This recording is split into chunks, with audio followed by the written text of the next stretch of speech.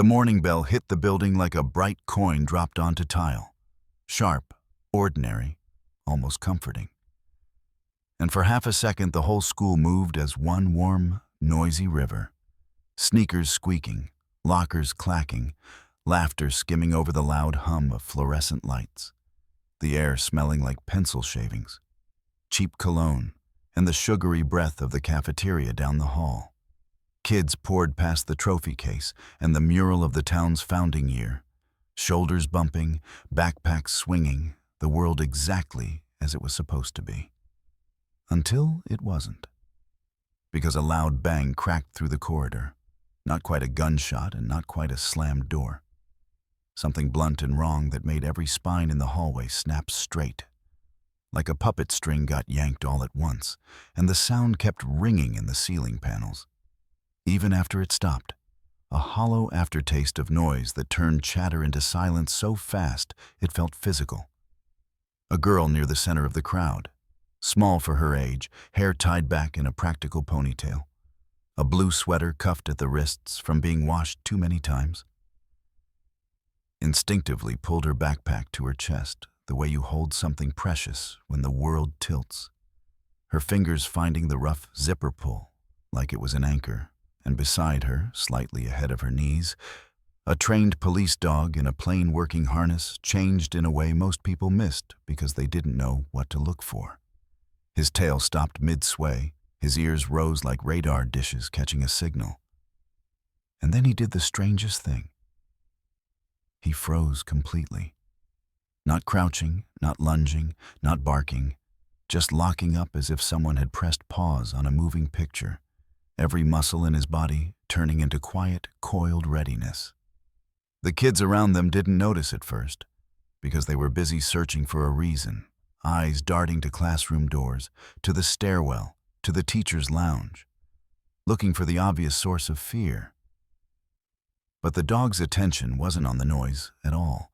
It was on something that didn't match the hallway's rhythm, something that moved against the current with the confidence of belonging. And that mismatch was like a sour note in a familiar song. The girl felt it too. Not because she understood the why yet, but because she knew the dog, knew the way he breathed when he was relaxed and the way he didn't breathe when he was working, knew the difference between playful curiosity and that deep, unsettling stillness that meant he'd found a problem before anyone else could name it. And her throat tightened around a whisper that came out before she could stop it. A promise she'd said before in quieter places, in safer moments. In the backyard, when the wind smelled like rain and the world felt manageable. "I taught him one strange thing," she murmured, the words barely louder than the buzzing lights. And it wasn't bragging. It was confession, because she knew what came next when he went like this. The hallway stayed frozen in 100 held breaths, a teacher at the far end raising a hand as if to calm the river back into motion. Someone's phone screen glowing in a trembling palm, a locker door hanging open like a mouth that forgot to close. And through it all, the dog stared, unblinking, steady, utterly certain, at a single point near the side exit where the sun hit the floor in a long, pale rectangle, as if that patch of light had just revealed something that absolutely did not belong. The first thing most people saw was the crowd, because crowds are loud even when they go quiet. Too many bodies in too small a space, too many shifting shadows. And the second thing they saw was what they expected to see after a bang. A teacher stepping out, a door swinging, some kid laughing it off as a prank, the world scrambling to explain itself back into normal. But the girl's eyes, wide and steady in a way that didn't match her size, followed the direction of the dog's stare. And that's when she noticed him, moving against the flow like a salmon in a river, a man in a pale gray maintenance uniform with a tool belt that sat too neat on his hips. Not sagging the way real work makes it sag, his cap brim low and his posture just a little too practiced. Like he'd rehearsed how to look like he belonged. He wore a smile that arrived too fast and stayed too long. A thin, pleasant curve that didn't touch his eyes. and he threaded through students with an apologetic, "Excuse me, excuse me," as if he was the one inconvenienced by their existence. As if he owned the hallway's right of way, kids instinctively shifted aside because uniforms do that. Uniforms are shortcuts in the human brain, a costume that says authority without earning it. So he slid past backpacks and nervous laughter with the casual confidence of someone who expected obedience. And for a terrifying moment, it worked. Because nobody wants to be the first person to accuse the wrong stranger in a school.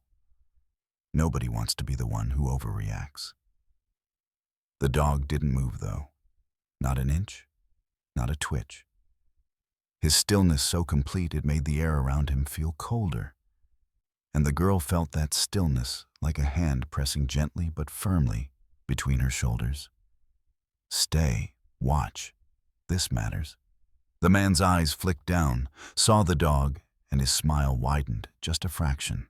Like spotting a harmless obstacle, a cute distraction, the kind of thing people take pictures of. And he kept walking, as if he were invisible.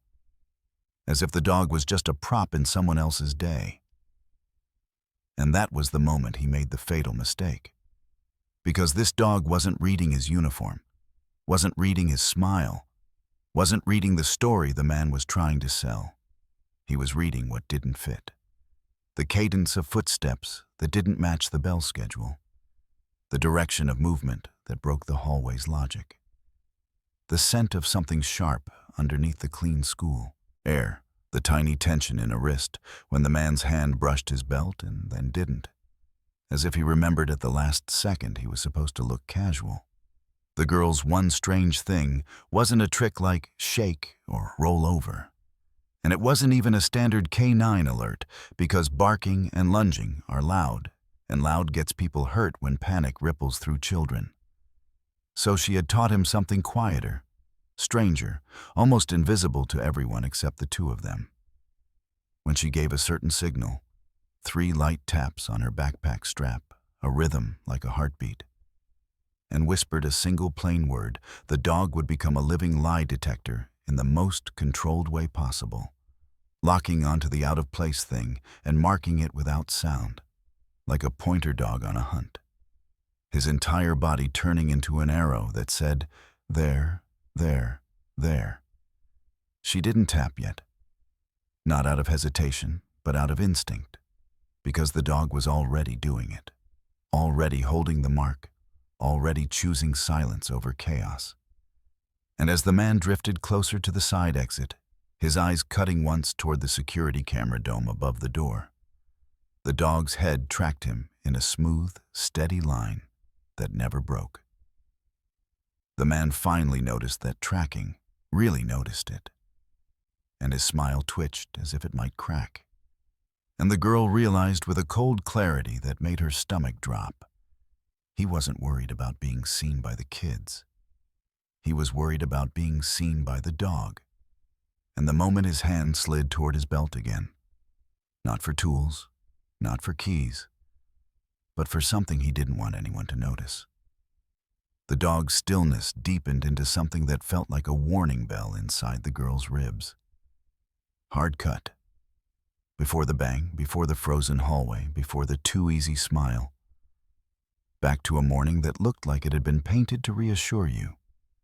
The town tucked under a pale winter sun, roofs dusted with frost. Pickup trucks lined along Main Street like familiar old dogs themselves, and breath rising in soft clouds from anyone brave enough to walk without a scarf. Car windows wore thin sheets of ice that cracked in spiderweb patterns when a scraper passed over them. And the sound of it, scritch, scritch, scritch, felt like the world waking up slowly on purpose, not in panic.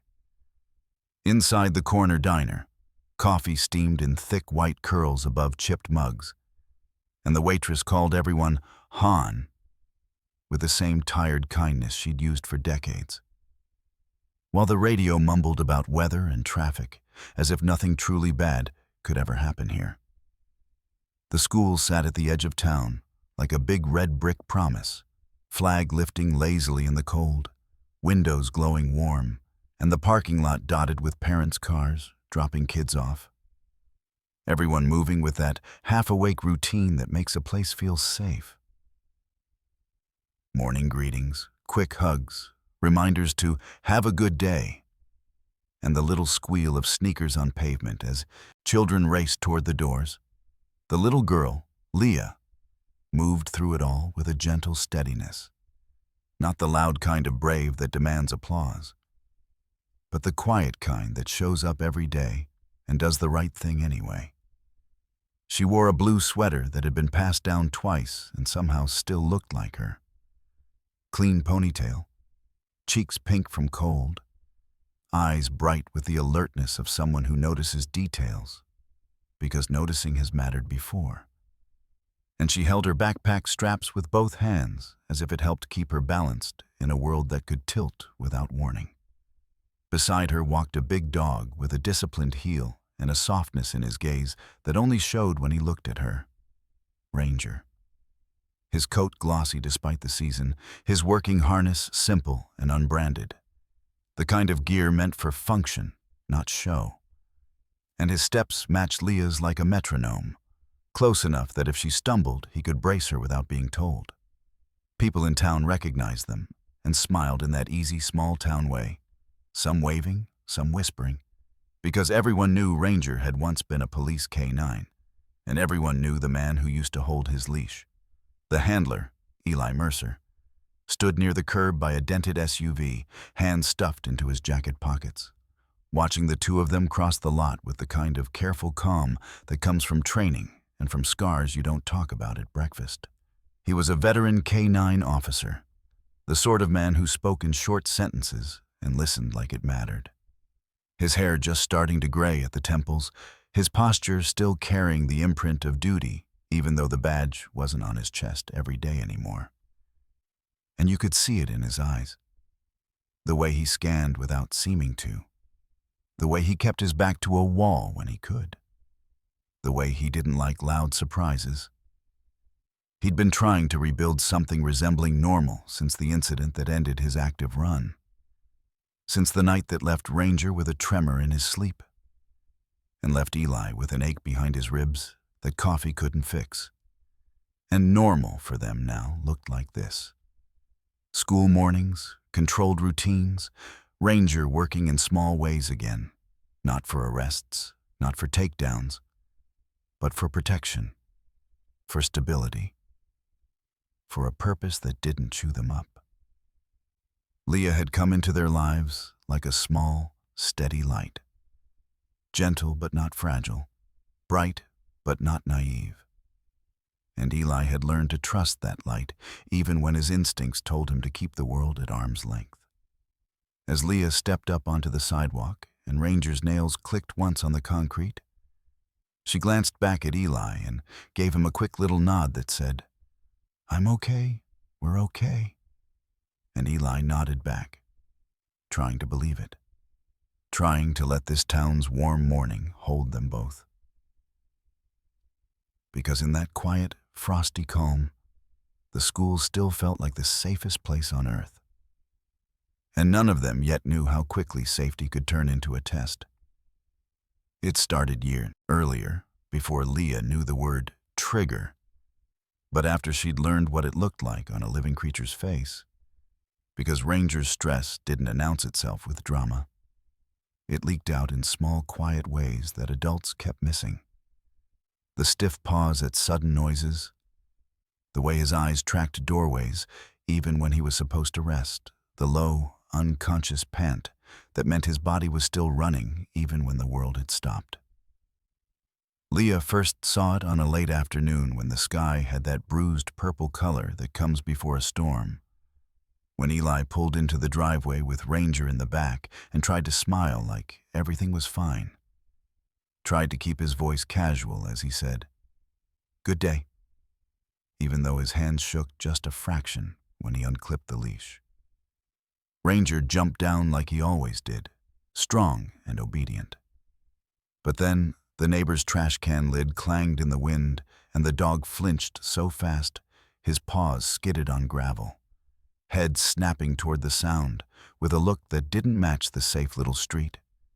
And Leah, small, tucked behind the porch post, felt something inside her go still the way Ranger did in that hallway later, because she understood in an instant that this wasn't a bad dog problem.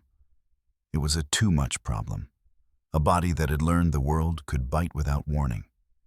Eli tried the usual things at first, because he was a professional, because training had saved lives, because muscle memory told him structure fixed chaos. Heel, sit, down, place, reward, repeat, breathe. Yet at night, Ranger's nails clicked softly as he paced. And sometimes Eli would wake up on the couch with his hand still on the dog's collar, as if he'd been anchoring both of them to reality. Leah didn't have those tools, not officially, but she had something else that can be just as powerful. She had curiosity without ego, compassion without fear, and the childlike ability to turn heaviness into play. She noticed Ranger calmed when he had a job that didn't involve yelling or force, when he could focus on one clear task, one clean rule. So she invented a game out of whatever was lying around: plastic cups, a pencil case, a scarf, a tennis ball. Setting them in a messy little line in the backyard, like a tiny obstacle course, the grass damp under her knees and the air smelling like rain and pine. At first it was simple. "Find the one I touched," she'd say, hiding her own scent on one object, watching Ranger sniff with the intense seriousness only working dogs and small children can share. And every time he nudged the right item, she'd laugh softly and give him a treat like she was handing him a trophy. But then she noticed something sharper. Ranger wasn't just finding her scent. He was noticing the oddness, the mismatch, the object that didn't belong in the pattern, the thing that felt wrong in the lineup. And Leah's eyes lit up with an idea so strange, it felt like a secret between them. She made it harder, more like the world. She mixed in objects that smelled unfamiliar. She asked Eli for an old glove from the patrol bag. She borrowed a screwdriver from the garage. She even once slipped a stranger's coin into the set and watched Ranger's ears tilt as if the air itself had changed. Then came the routine, her one strange thing. Because Leah understood that barking brought attention, and attention brought chaos. And chaos could get people hurt. So she taught Ranger a silent language. 3 light taps on her backpack strap, tap, tap, tap, followed by a simple phrase she kept deliberately playing so it wouldn't sound like a command anyone else might accidentally say. Something like, "Show me," delivered in a whisper that made Ranger lean in. The rule was different from his old police work, and that was the point. When Leah gave the signal, Ranger wasn't to bark, wasn't to lunge, wasn't to escalate. He was to lock onto the out-of-place thing and freeze in a clean, unmistakable mark, head aligned, body stiff, eyes pinned like a compass needle pointing north.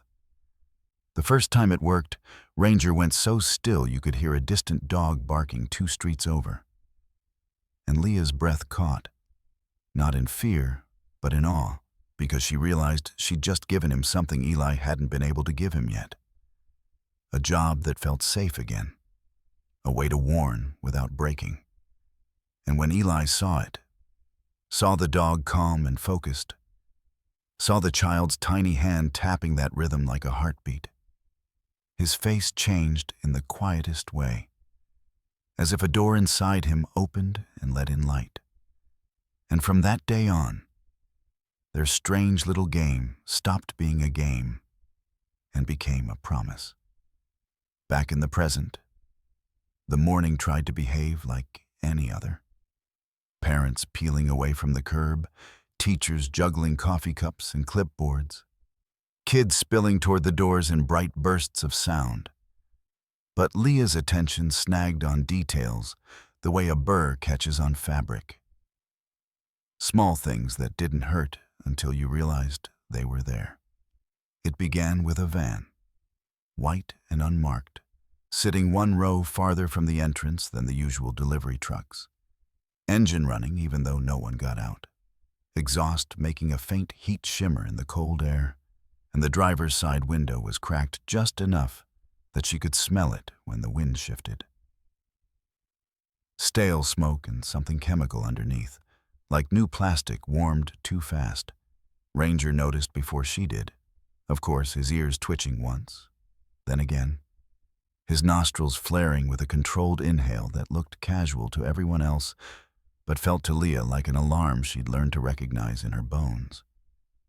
And she slowed her steps without meaning to, fingers tightening on her backpack straps as if she could keep the world from sliding sideways by holding on harder. The second thing was a badge. Just a little rectangle clipped to a custodian's shirt as he crossed the parking lot toward a side entrance, head down, shoulders hunched against the cold. And the badge would have meant nothing to most people. But Leah had stared at school badges 100 times, had seen the way the photo was printed, the way the edges were sealed, the way the color band matched the year's design. And this one was wrong by a hair. The laminate looked too glossy, the font on the name line slightly thicker, the school logo a shade too dark, like someone had copied it from a screen instead of ordering it through the district. The custodian himself didn't look like Mr. Daly or Ms. Ruth or any of the familiar faces who waved at her in the halls. And maybe he was new. People came and went, that happened. But something about the way he moved, purposeful but careful, made her stomach tighten. Ranger's gaze tracked him for half a beat and then slid away, as if filing him somewhere in a quiet mental cabinet labeled "Not Yet." And that "not yet" frightened her more than a bark would have, because it meant Ranger was collecting data, waiting for the moment the pattern broke. Inside the entryway, warm air wrapped around them, smelling like floor cleaner and pencil lead and the faint sweetness of breakfast muffins. And the normalcy almost convinced Leah she was imagining things. Until Ranger's ears flicked again, sharp, as if a scent had cut through the school smell like a thin blade, something metallic, something oily, something that didn't belong in a place filled with children. Leah swallowed, looked around, and spotted the same pale gray maintenance uniform she'd seen 1,000 times on real staff. Except this one was too crisp, the belt too tighty, the cap brim too low, and the man wearing it moved against the flow of students in a way that made him stand out, if you were the kind of person who watched rivers. She tugged Ranger a fraction closer to her leg and approached the nearest adult she trusted in that moment. Mrs. Hargrove, the front office aide with kind eyes and a lanyard full of keys, who always kept spare granola bars in her drawer. And Leah said it carefully, the way she'd learned to say important things so people wouldn't laugh them off. Mrs. Hargrove? There's a van outside that's been running a long time, and I think that badge was different. And Ranger keeps smelling something weird. And she expected the woman to pause, to look where Leah pointed, to take her seriously the way adults promised they would. Instead, Mrs. Hargrove's face softened into the smile grown-ups use like a blanket, warm but heavy, and she patted Leah's shoulder as if smoothing down a wrinkle. "Oh, sweetheart, it's probably nothing. We've got contractors in today, and you know how deliveries are. You're just being extra observant." And she chuckled lightly. The sound meant to reassure, meant to put everything back where it belonged. But Leah didn't relax, because Ranger didn't relax.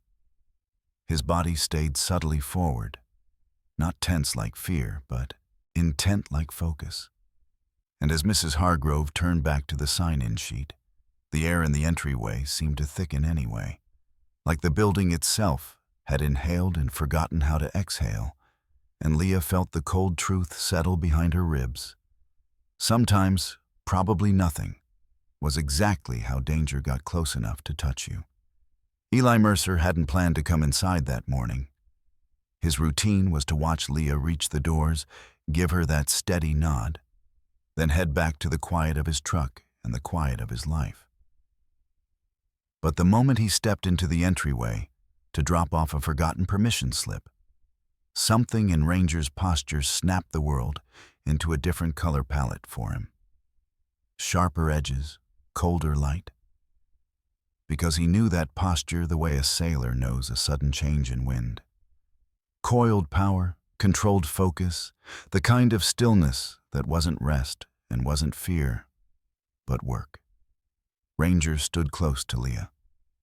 Head slightly elevated, ears forward, eyes fixed with a precision that made Eli's pulse slow instead of race. Because panic was for people who didn't have a plan. And Eli had lived too long on plans to waste oxygen on panic now. He didn't bark orders or grab Leah's arm or make a scene. He simply moved. One smooth step that placed his body in the narrow space between Leah and the hallway beyond, as if he were casually shielding her from a draft. And in that same step, his mind began running through a familiar checklist like an old prayer. Exits, cameras, lines of sight, choke points, concealment, crowd behavior, nearest solid cover. His eyes flicked up first, catching the black domes of security cameras mounted at the corners.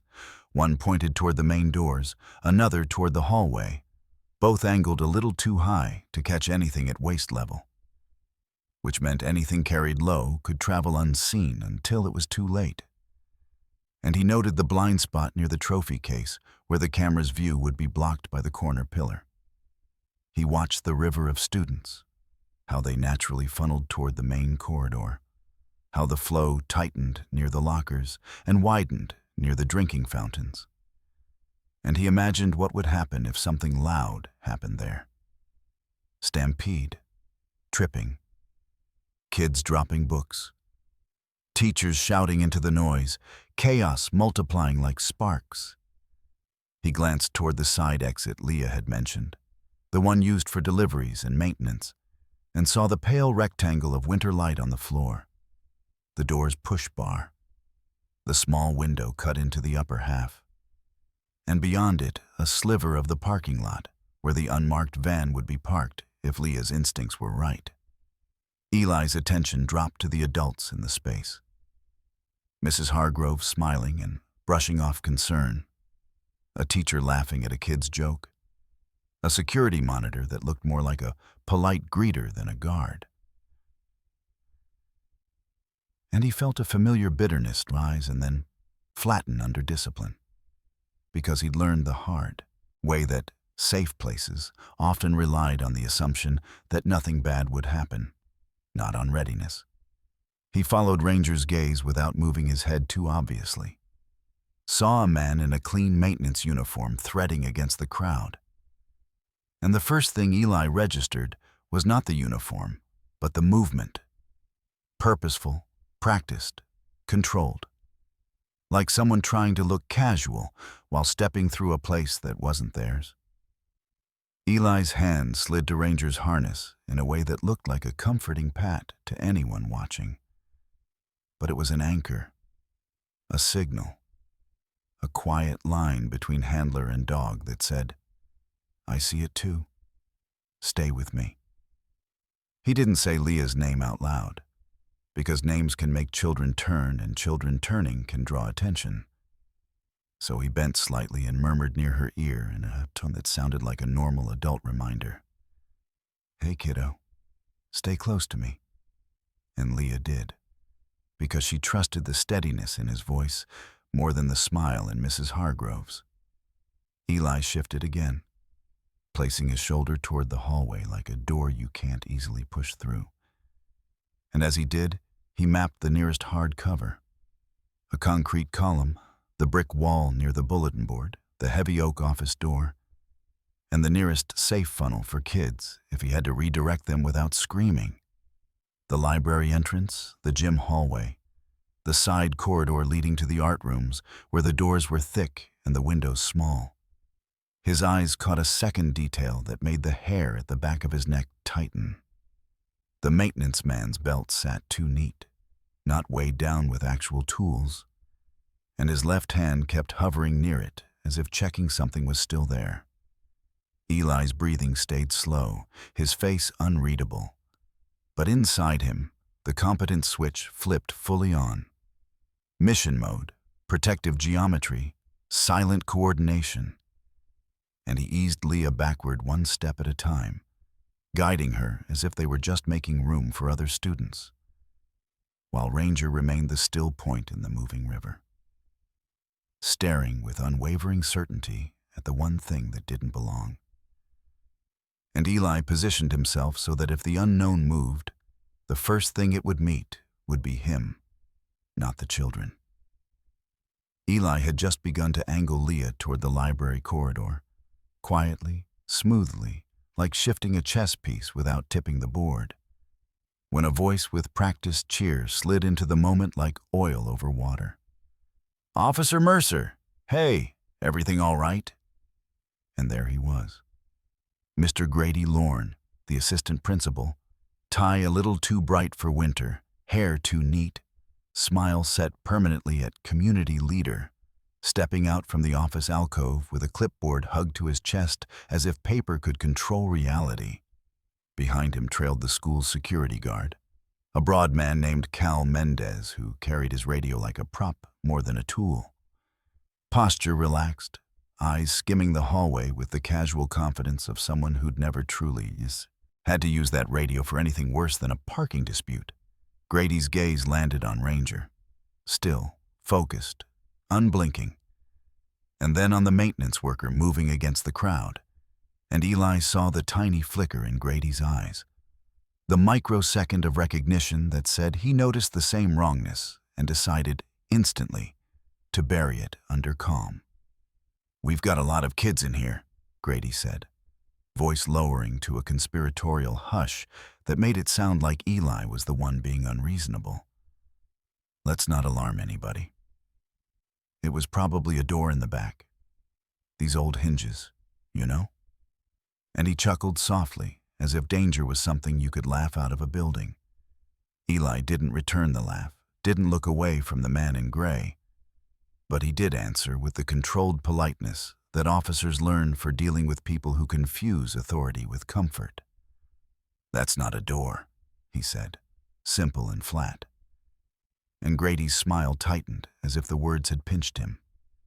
Cal stepped closer, eyes flicking between Eli and Ranger, then toward Leah as if she were the source of the trouble, and he lifted both palms in a calming gesture that belonged in a kindergarten classroom.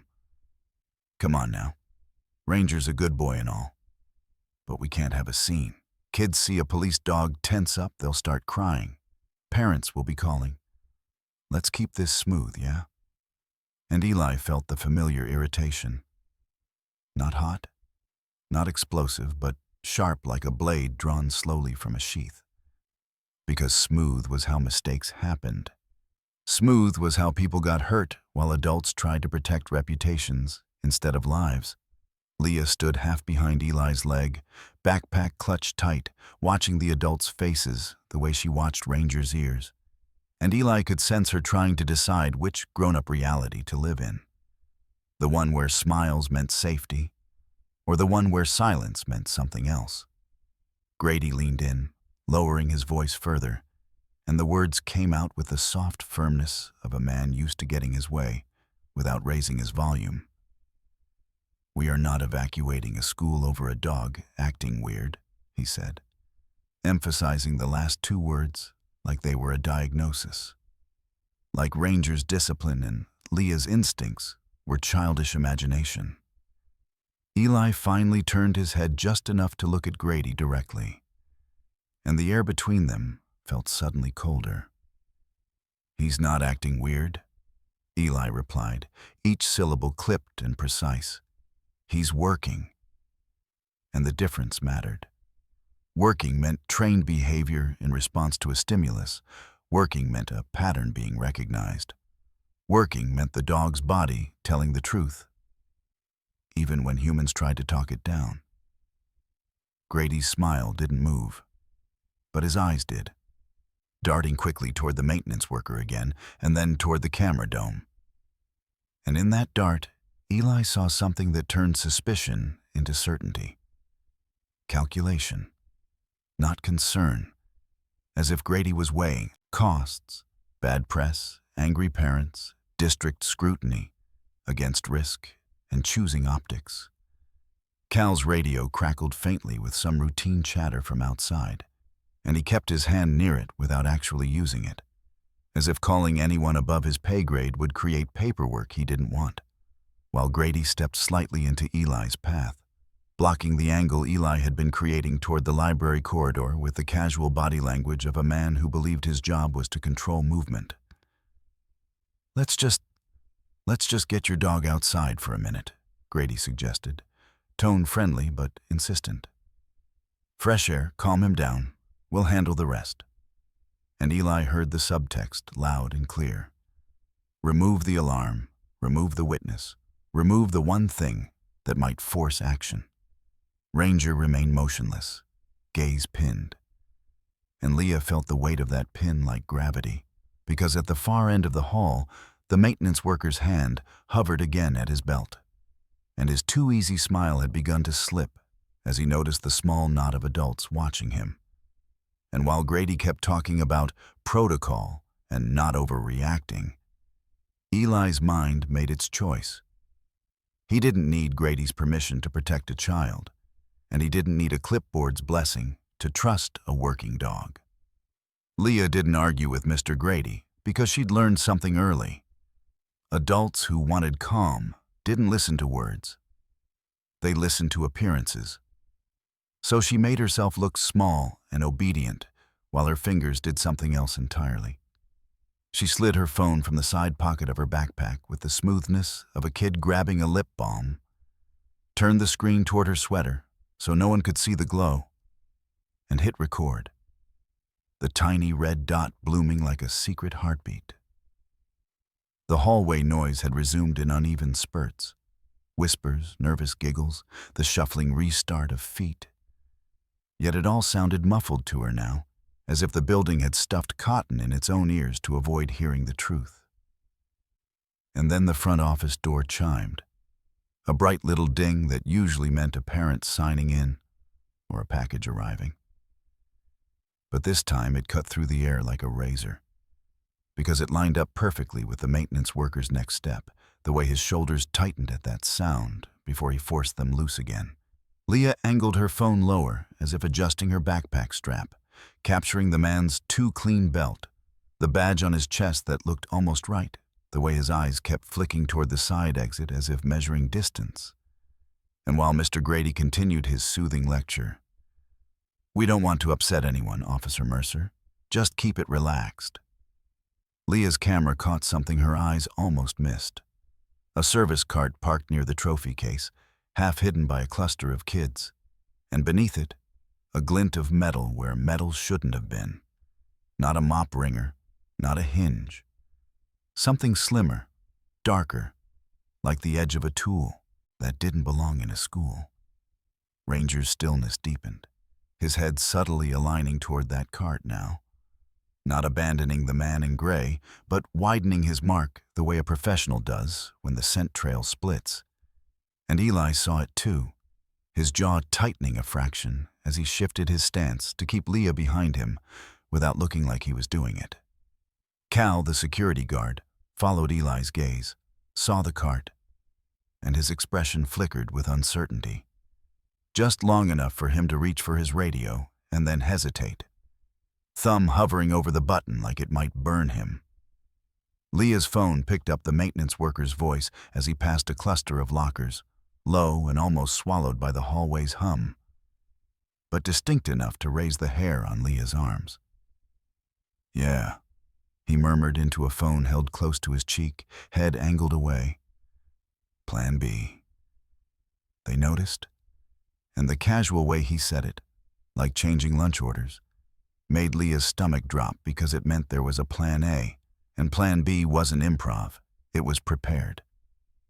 Mr. Grady's smile didn't move, but his hand did, drifting toward Leah's backpack as if to guide her gently elsewhere. And Leah's fingers tightened around her phone inside the fabric. recording the reach, recording the angle, recording the way his eyes dipped to her bag like he suspected something. Eli intercepted without drama, stepping half a pace to block Grady's hand with his own forearm as if he were simply shifting weight. And he spoke softly enough that only Leah and Grady could hear. "Don't touch her." A sentence delivered like a locked door. For a second, the hallway held its breath again, not because anyone understood, but because Ranger's silence had become louder than noise. And then, hard cut, away from fluorescent lights and children's voices to a dim office behind a closed door across town, where heavy curtains muted the morning sun and the air smelled of expensive cologne, layered over stale cigar smoke. A man with a silver watch and a county commission smile stood over a desk scattered with printed invoices stamped "Renovation." His knuckles white on the wood as he stared at a live camera feed on a laptop. Grainy footage of a school hallway, while an assistant hovered near the door like a frightened shadow. "I told you," the man hissed, voice low but furious. "I told you this needed to be clean. Quiet. No delays." And he stabbed a finger at the screen as if he could crush the image, the veins in his hand standing up like cords. The assistant swallowed. "Sir, there's a dog."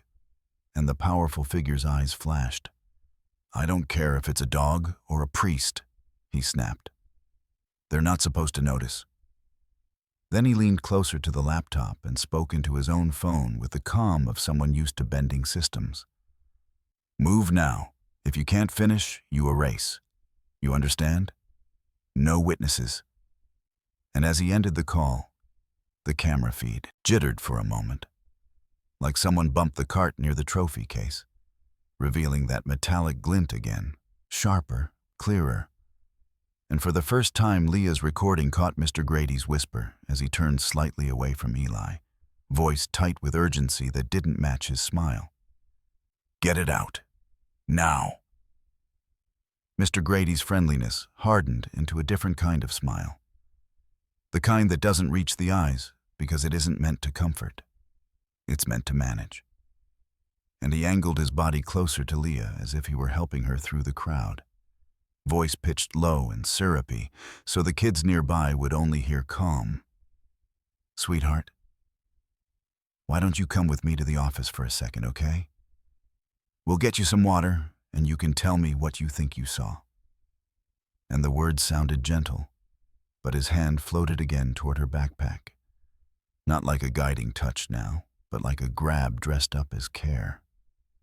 Leah felt the heat of panic try to bloom in her chest and forced it down the way Eli had taught her to breathe when Ranger got tense.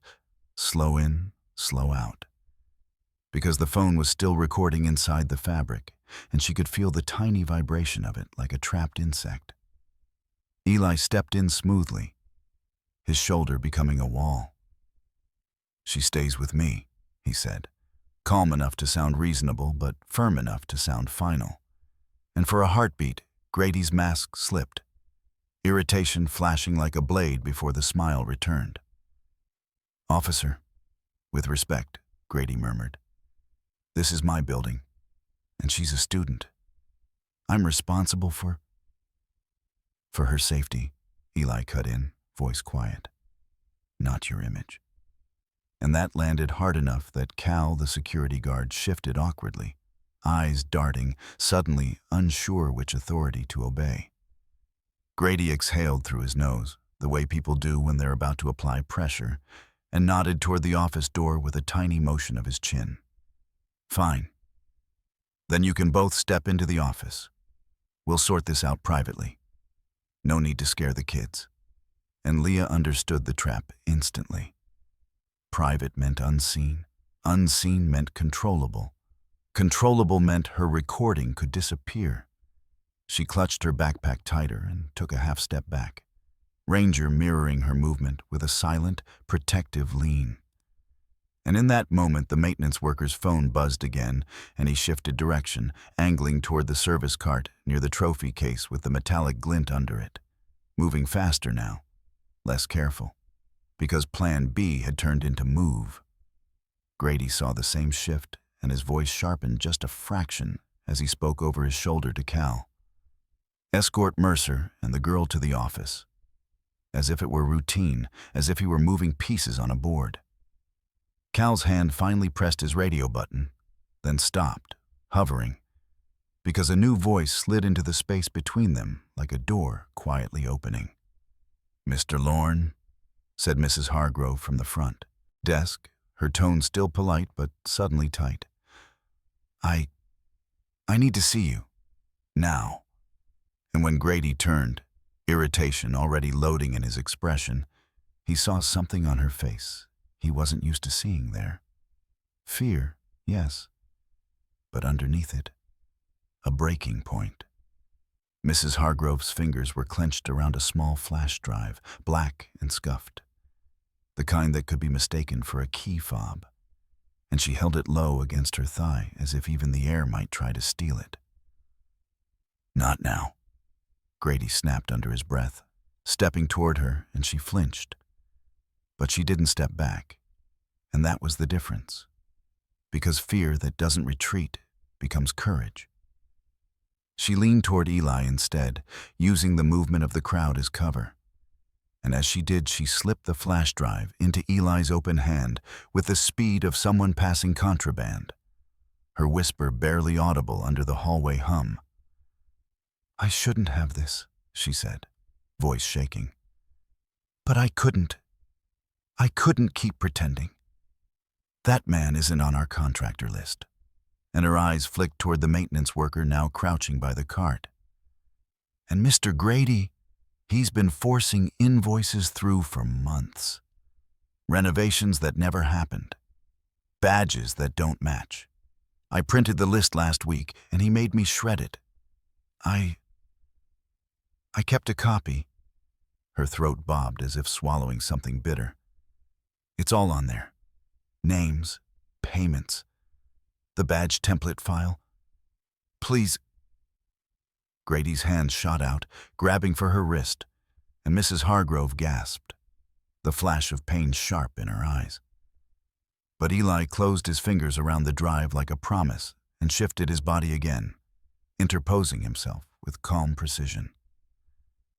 "Let her go," he said. And this time the words carried the weight of a man who had once ended fights for a living.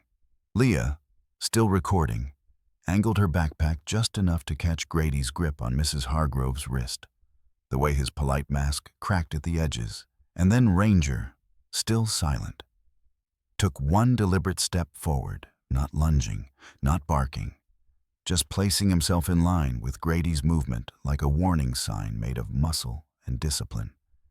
Grady froze, eyes flicking to the dog, calculating risk. And in that hesitation, Leah felt the tiniest surge of hope. Because the proof object was real. It was in Eli's hand.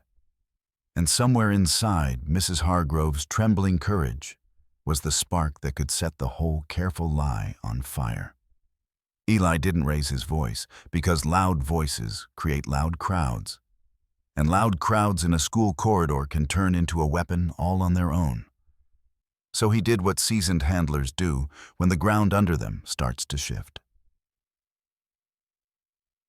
He went up the chain fast, clean, and undeniable, thumb already moving as if on muscle memory while his other hand closed around the flash drive Mrs. Hargrove had risked everything to pass him. He stepped just far enough into the alcove by the bulletin board to shield Leah and Ranger from grabbing hands, pulled his phone, and dialed a number he'd promised himself he'd never need again. The State K-9 Coordinator.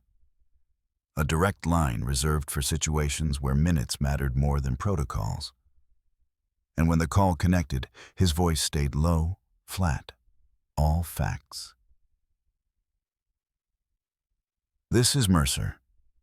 Active threat indicators at Pine Ridge Elementary. Possible unauthorized contractor entry, concealed device under service cart near trophy case. Compromised admin interfering. Witness has evidence on a drive. I need immediate response and coordinated lockdown without public panic." And on the other end, there was no disbelief, No smile. No, probably nothing. Just a clipped copy. Stay on. Units en route. Keep your line open. Like a door finally opening to the right kind of authority. Behind him, Grady Lorne tried to recover his composure, releasing Mrs. Hargrove's wrist with a performative sigh and turning his pleasant mask toward the crowd again. All right, everyone, keep moving to class. Nothing to see. But the maintenance worker near the cart had already shifted into motion. Faster now, shoulders hunched as he reached under the cart for the metallic thing. And Ranger's entire body stiffened into the mark Leah had invented years ago in a backyard. That silent, unmistakable lock that screamed without sound. There, there, there. Leah's fingers found her backpack strap. Tap the rhythm. Tap, tap, tap. More out of instinct than necessity, and whispered the simple phrase that had become their secret language. Show me. And Ranger didn't bark, didn't spook the children, didn't ignite a stampede. He simply became a compass needle pointing straight at danger, while Eli's brain ran the geometry of protection at the same time, guiding the nearest students with a gentle sweep of his arm toward the library corridor as if he were just directing traffic, murmuring, "Hey guys, quick detour, library doors, nice and easy," letting the adults nearby hear confidence instead of fear. Cal's radio finally crackled with urgency as the state dispatcher patched in, and the sound of it, real procedure, real response, made Cal's face drain of color as he realized this wasn't a drill he could smooth over. And for the first time he moved with purpose, hustling teachers toward classroom doors, snapping, "Lock your doors, now, quietly, now." And the building's routine transformed into controlled lockdown in under a minute. No screaming, no running, just a sudden tightening of order as teachers ushered kids inside like shepherds closing gates. Grady tried one last push, stepping toward Eli with his palms raised as if he were the reasonable one. "Mercer, you're overstepping. Give me the drive, you can't." But Eli's gaze stayed on the cart, and the man crouched beside it. And he answered without looking at Grady at all. "You're done." And that wasn't a threat. It was a conclusion. The maintenance worker yanked the metallic object free. Now clearly not a screwdriver, not a harmless tool. And Ranger's silent mark bought the crucial seconds because Eli was already moving, intercepting not with reckless force, but with placement. He stepped into the worker's path, body angled, one arm extended to block and the other ready to control, while Ranger held the line like a disciplined partner, and the worker's eyes widened at the sudden wall of calm competence. There was a scuffle. Brief, tight, all crisp verbs and controlled grips. Eli's hand catching the man's wrist, turning it, pinning the object down toward the tile instead of up toward children. Ranger staying silent but present. A living pressure that made the worker's bravado collapse into panic. Then the side doors burst open and the real cavalry arrived. State troopers in winter jackets, a second K-9 team, and a plainclothes investigator who flashed credentials faster than Grady could blink. And the corridor filled not with chaos, but with authority done right. Voices low, instructions clear, hands moving with practiced coordination. Leah, still holding her backpack like an anchor, watched as a trooper gently took the metallic device in an evidence bag, watched another sweep under the cart and pull out additional components. She hadn't even known to fear, watched the plainclothes investigator take the flash drive from Eli with the care of someone handling a live wire. And as they walked Grady toward the office with cuffs hidden behind his back to avoid alarming anyone, his smile finally shattered, replaced by a hard, furious glare that said he'd been counting on fear and silence to protect him. Outside, the unmarked van was boxed in within minutes. Driver detained before he could turn the key.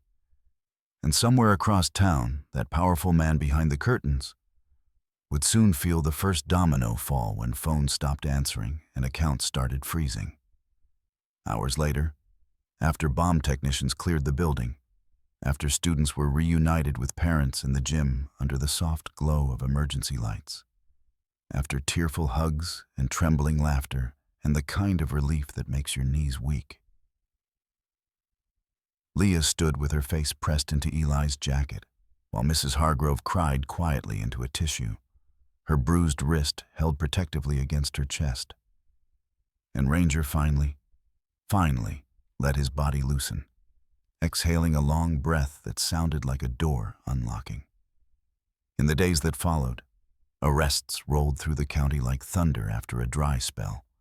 Contractors, officials, middlemen, each name linked by invoices and badge files and whispered phone calls that had become recordings, each lie exposed under the clean light of evidence. And the school returned to its ordinary sounds. Bells, laughter, locker doors, the safe river of feet in hallways that no longer felt like a trap. And when people asked Leah later what she'd taught the dog, what that one strange thing really was, she would look at Ranger, resting his head against her knee with eyes soft and steady, and she would say the truth in simple words, because it deserved no fancy myth. It wasn't a trick. It was trust. It was noticing what didn't belong. It was choosing silence over panic and courage over comfort, and it saved an entire school because a little girl believed a working dog's stillness was worth listening to.